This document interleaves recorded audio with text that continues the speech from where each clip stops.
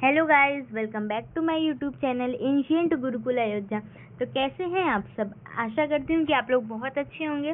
तो आपके लिए हम लेकर आ गए हैं फिर से एक नया कंटेंट, नई वीडियो, जिसमें NCERT class 6 civics chapter 3 what is government के 35 मोस्ट इम्पोर्टेंट एमसीक्यूज हैं। तो चलिए बिना देर किए फटाफट से स्टार्ट करते हैं। ये मैं आपकी इन्फॉर्मेशन के लिए बता दूं कि ये वीडियो क्लास 6 के बच्चों के साथ साथ कॉम्पिटिटिव लेवल के बच्चों के लिए भी है, क्योंकि इससे कॉन्सेप्ट्स बहुत क्लियर होते हैं। इन सब वीडियोस से कॉन्सेप्ट्स बहुत क्लियर होते हैं। तो एनसीईआरटी की और भी इससे पहले के सारे चैप्टर्स, हिस्ट्री के 3 चैप्टर्स, ज्योग्राफी के 3 चैप्टर्स और सिविक्स के 3 चैप्टर्स को लाइन बाय लाइन एक्सप्लेन किया गया है और उसके एमसीक्यूज अपलोड हो चुके हैं चैनल पर। अभी तक आपने नहीं देखा है तो जाइए देख लीजिए फटाक से। तो चलिए बिना टाइम वेस्ट किए स्टार्ट करते हैं। क्वेश्चन नंबर फर्स्ट है कि कौन सा स्टेटमेंट एकदम बेस्ट वे में एक्सप्लेन करता है कि why every country needs a government, कि हर सरकार, हर देश को एक सरकार की ज़रूरत क्यों होती है। To organise entertainment for all citizen, सारे नागरिकों का एंटरटेनमेंट मेंटेन करने के लिए, या फिर to make decisions and get things done for the country, कि डिसीजंस बनाने के लिए और कंट्री को मेंटेन रखने के लिए, चीज़ों को कैप्चर करने के लिए। मतलब आइडियाज़ हमारी गवर्नमेंट के बहुत सारे पार्ट्स होते हैं, तो वहाँ से आइडियाज़ आते हैं तो गवर्नमेंट मेंटेन रहती है। या फिर कि ये इंश्योर करने के लिए कि सारे सिटीजन्स के पास सेम ऑक्यूपेशन है कि नहीं, या फिर to replace all community organisation, सारी कम्युनिटी ऑर्गेनाइजेशन को रिप्लेस करने के लिए। तो करेक्ट आंसर क्या होगा? आई होप आप आंसर समझ गए होंगे। तो करेक्ट आंसर है हमारा ऑप्शन नंबर बी, डिसीजंस बनाने के लिए और कंट्री के लिए अच्छी अच्छी चीज़ें गेन करने के लिए। सेकेंड क्वेश्चन है, which of the following is an example of the government activity mentioned in the chapter. इन सब में से गवर्नमेंट एक्टिविटी का कौन सा एग्जाम्पल है जो कि चैप्टर में मेंशन किया गया है? तो कौन सा एग्जाम्पल होगा? फटाफट से बताइए आंसर। चलिए आंसर देखते हैं। Options, deciding the colour of every citizens cloth, हर एक सिटीजन के क्लोथ का कलर डिसाइड करने के लिए। Running postal and railway services, तो करेक्ट आंसर होगा हमारा running postals and railway services. Running postals and railway services is an example of government activity mentioned in the chapter. Chapter में government की activity क्या है? पोस्टल्स को रन कराना और रेलवे सर्विसेज को। लोगों की हॉबीज़ को या फिर स्कूल चिल्ड्रन की फ्रेंड्स को सेलेक्ट करना गवर्नमेंट का एग्जाम्पल नहीं है गवर्नमेंट एक्टिविटी का। थर्ड क्वेश्चन है, a government is deciding how to reduce the price of onion shows the government can. एक गवर्नमेंट डिसाइड करती है कि अनियन का प्राइस कितना गिरेगा, कितना बढ़ेगा। ये क्या दिखाता है कि गवर्नमेंट क्या हो सकती है? ये दिखाता है कि government can regulate matters affecting people's daily life. Government जो है वो मैटर करती है, गवर्नमेंट का भी बहुत बड़ा रोल है लोगों की डेली लाइफ के चीज़ों में अफेक्ट करने के लिए, यानी कि गवर्नमेंट लोगों की डेली लाइफ की मैटर्स को अफेक्ट करती है। फोर्थ क्वेश्चन है हमारा, statement government sought to protect rights of organized workers। Government sought to protect, government देखती है कि अनऑर्गेनाइज्ड वर्कर्स का राइट प्रोटेक्ट किया गया है। Mainly relates to government action on, ये जो स्टेटमेंट है ये गवर्नमेंट की कौन से एक्शन को रिलेट करवाता है? कौन से एक्शन को रिलेट करवाता है? कि government action on social and economic issues. Fifth question है हमारा, why does government need to make rules regarding a country's resources.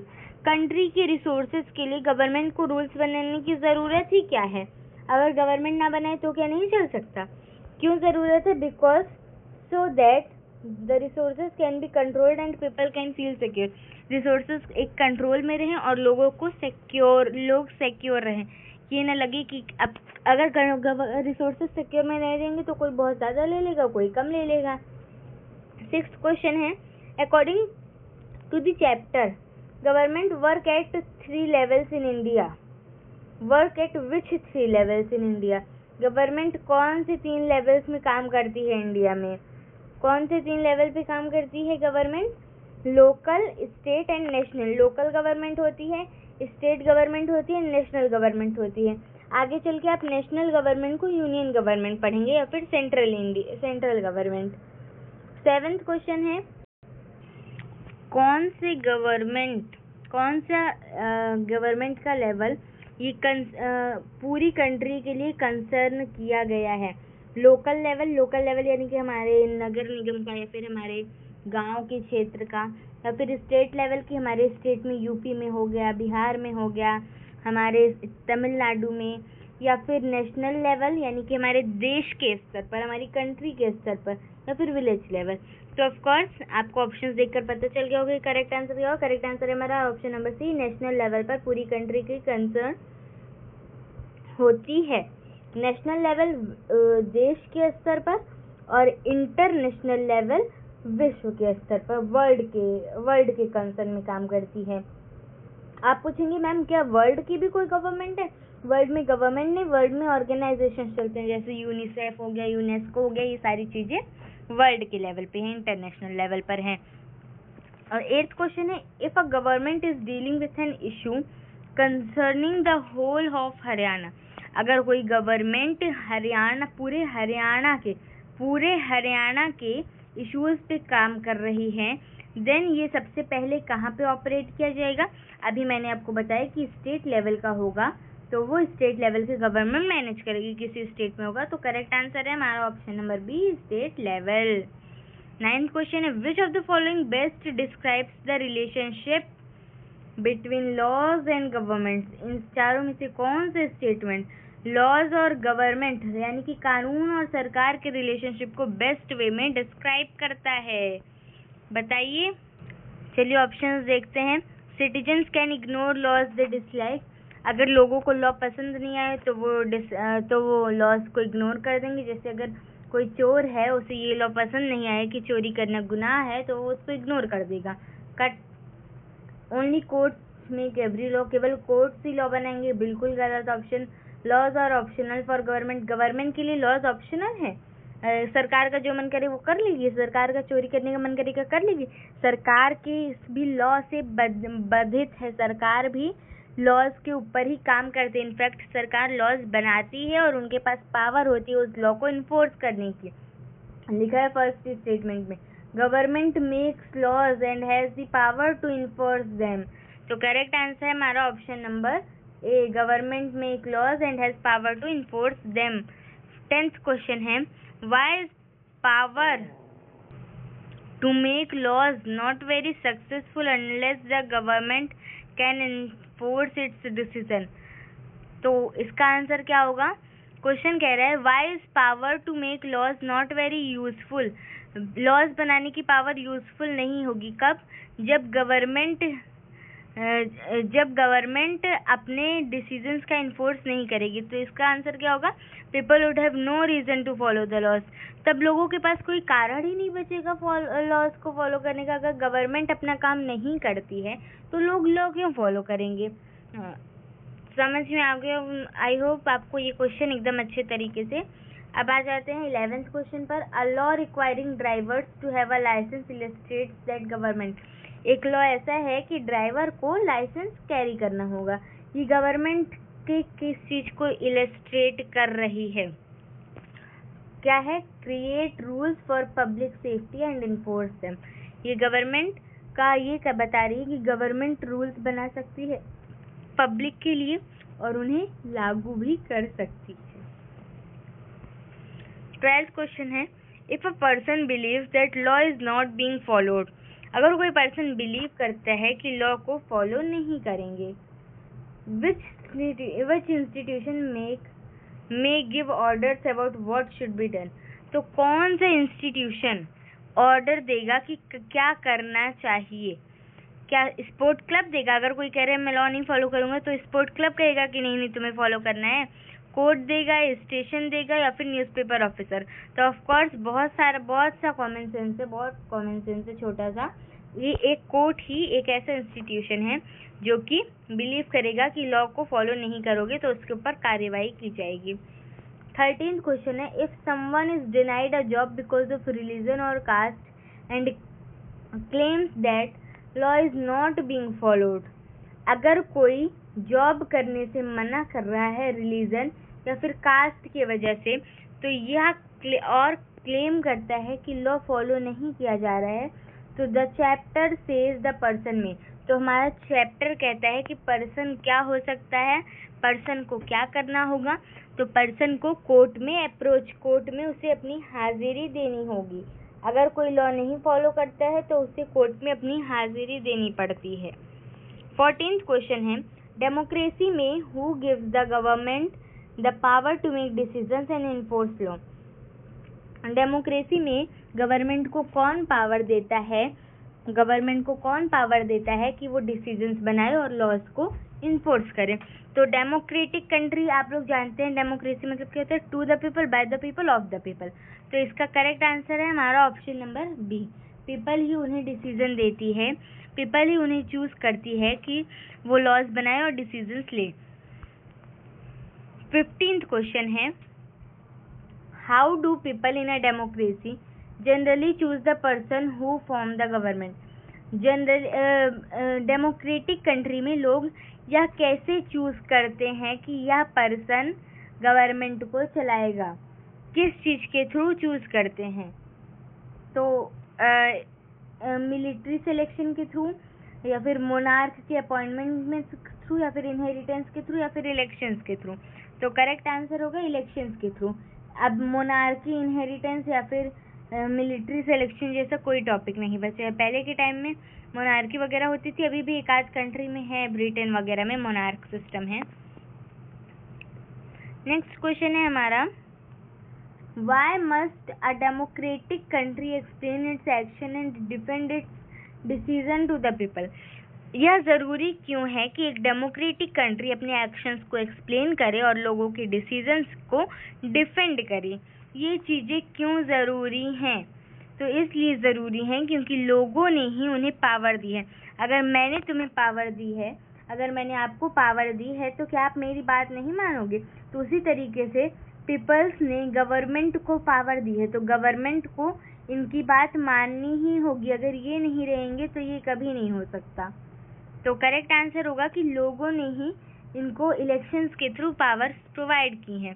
17th question है हमारा, which feature most clearly distinguishes a monarchy from a democracy as explained in the chapter. कौन सा feature democracy और monarchy को completely distinguish करता है? Monarchy में final decision making powers remain with monarch. Monarchy में everyone votes on every decision. Democracy में people is inherited by king. Democracy में people can not question government. बल्कि उल्टा हो गया है, तो करेक्ट आंसर हमारा ऑप्शन नंबर ए। मोनार्की में final decision making power monarch यानी कि राजा के हाथ में ही होती है। राजतंत्र में राजा के हाथ में पावर होती है और लोकतंत्र में लोगों के हाथ में होती है।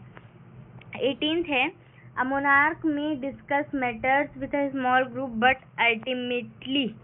मोनार्क हैं, जो राजा हैं, वो मैटर्स को छोटे छोटे ग्रुप में डिस्कस कर सकते हैं। कोई भी बात हुई तो उसे छोटे ग्रुप में डिस्कस कर सकते हैं, लेकिन अल्टीमेटली जो फाइनल डिसीजन मेकिंग पावर होगी वो मोनार्क के साथ ही होगी। जो मोनार्क को पसंद आएगा वही करेगा, जो राजा को पसंद आएगा वो राजा करेगा ही करेगा। 19th क्वेश्चन है हमारा, which statement correctly compares democracy and monarchy. कौन सा स्टेटमेंट डेमोक्रेसी और मोनार्की को बेस्ट तरीके से एक्सप्लेन करेगा? किसी भी सिस्टम के पास लॉज नहीं है। डेमोक्रेसी इनहेरिटेंस के बेस पर है और मोनार्की इलेक्शन के बेस में। उल्टा हो गया, बल्कि मोनार्की इनहेरिटेंस के बेस पे होती है और डेमोक्रेसी इलेक्शन के बेस में। आप लोग सोच रहे हो कि इनहेरिटेंस क्या होता है? जैसे कि मेरे पापा हैं, मेरे दादाजी थे, तो मेरे दादाजी के हाथ से पावर मेरे पापा ने ली, मेरे पापा के हाथ से पावर मैंने ली, मेरे हाथ से पावर आने वाली पीढ़ी लेगी, आने वाली पीढ़ी के हाथ से पावर आने वाली पीढ़ी लेगी, यानी कि पीढ़ी दर पीढ़ी पावर्स का शेयर होना। दोनों system equal decision making power करते हैं हर सिटीजन के साथ, बिल्कुल गलत। तो करेक्ट आंसर है हमारा option number A. Democracy gives people the power to elect leaders. Democracy लोगों को पावर देती है कि वो अपने लीडर्स को खुद चुने, और monarchy gives final power to monarch, और जो राजतंत्र है वो राजा को फाइनल पावर देता है। Why is India's government described as democratic? India की गवर्नमेंट को डेमोक्रेटिक क्यों कहा गया? क्योंकि people have the power to elect their leaders, लोगों के पास अपने लीडर को चूज करने की पावर है। What is the main idea behind the rule by the people? लोगों के द्वारा रूल करने का मेन आइडिया क्या है? तो मेन आइडिया होगा हमारा option number A, people participate in making the rulers that govern them. लोग रूल्स को बनाने में पार्टिसिपेट करते हैं, सॉरी मैंने रूलर्स बोल दिया, रूल्स को बनाने में लोग पार्टिसिपेट करते होंगे। आप बोलोगे मैम कैसे, हम लोग तो नहीं बनाने जाते। तो हम लोग, हमारे मम्मी पापा जो 18+ हो गए हैं, वो जाके अपने रूलर को चुनते हैं। जैसे अगर उन्हें पता होता है कि कौन कैसा काम करेगा तो वो उन्हें चुनते हैं, तो वही रूल्स बनाते हैं। तो इनडायरेक्टली हम ही लोग तो बना रहे हैं, क्योंकि हमारे कहने पर ही वो चलेंगे। 22nd क्वेश्चन है, democratic government in India are usually called representative democracies because. अभी मैंने ये कॉन्सेप्ट आपको बताया। इंडिया में डेमोक्रेटिक गवर्नमेंट को यूजुअली रिप्रेजेंटेटिव डेमोक्रेसीज कहा जाता है, क्योंकि यहाँ पर लोग अपने रिप्रेजेंटेटिव्स को इलेक्शन के थ्रू खुद चुनते हैं, अपने लीडर्स को इलेक्शन के थ्रू खुद चूज करते हैं। करेक्ट आंसर है हमारा option number A. 23rd question है, what do elected representatives do in representative democracy? जो इलेक्टेड रिप्रेजेंटेटिव्स होते हैं, जो लीडर्स होते हैं, वो डेमोक्रेटिक कंट्री में क्या करते हैं, रिप्रेजेंटेटिव डेमोक्रेसी में क्या करते हैं? वो क्या करते हैं, मीटिंग करते हैं और पूरे पॉपुलेशन के लिए डिसीजन लेते हैं। वो एक दूसरे से मिलते हैं, ढेर सारे लीडर्स, और इंटायर पॉपुलेशन के लिए डिसीजन लेते हैं। नाउ 24th क्वेश्चन है, यूनिवर्सल एडल्ट फ्रेंचाइजी मीन्स क्या होता है? सारे एडल्ट जिन्हें वोट देना अलाउ है। All adult citizen are allowed to vote. Adult citizen मतलब बीइंग 18+, जो लोग 18+ हैं उन्हें वोट देना अलाउ है, उसे यूनिवर्सल एडल्ट फ्रेंचाइज कहते हैं। विच historical situation described in the chapter to show that voting rights were once restricted? Chapter में कौन सी ऐसी हिस्टोरिकल सिचुएशन बताई गई है जो ये दिखाता है कि वोटिंग राइट एक बार रिस्ट्रिक्ट किया गया था? Only men who owned property and were educated were allowed to vote. एक बार क्या हुआ था कि केवल मेन को, केवल आदमियों को जिनके पास प्रॉपर्टी है और वो एजुकेटेड है, उन्हें ही केवल वोट देने का अलाउ हुआ था। तो यही ये दिखाता है हिस्टोरिकल सिचुएशन को।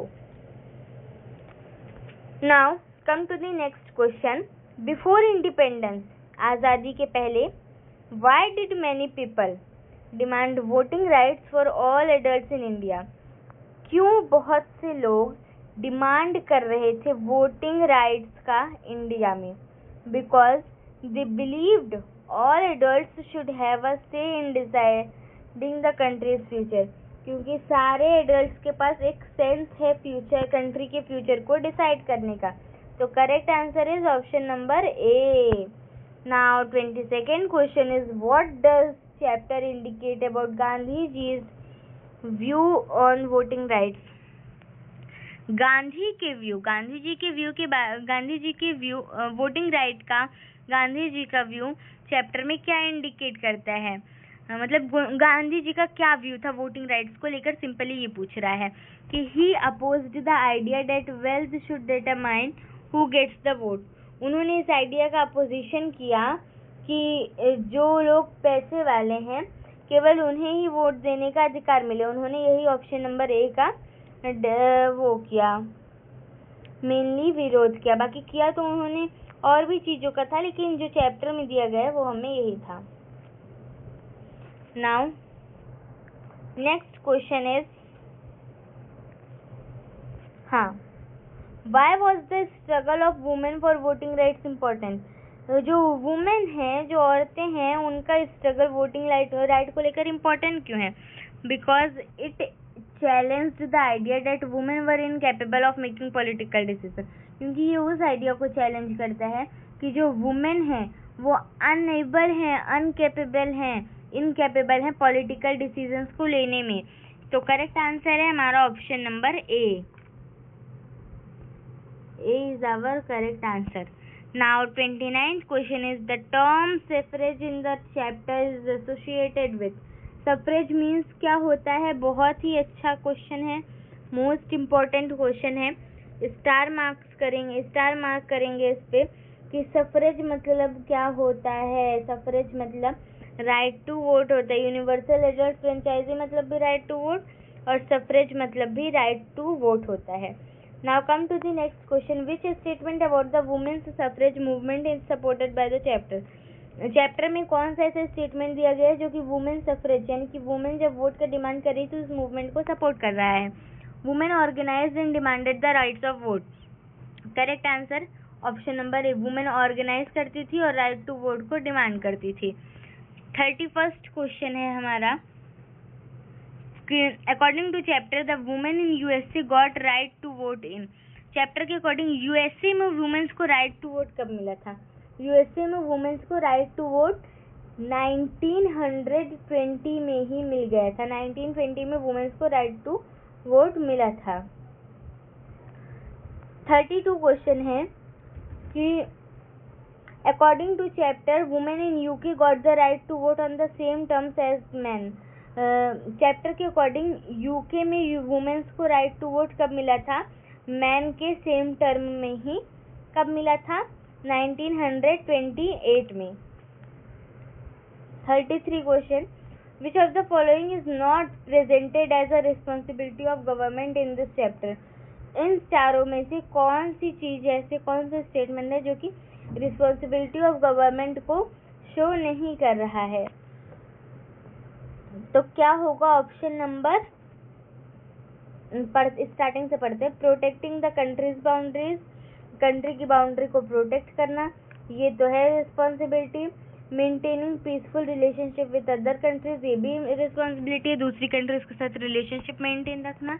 ऑर्गेनाइजिंग एंड ड्यूरिंग नेचुरल और organising aid during natural disasters, natural disaster जब भी आए तो उन लोगों के लिए मदद ऑर्गेनाइज करना। Deciding the personal hobbies of the every citizen.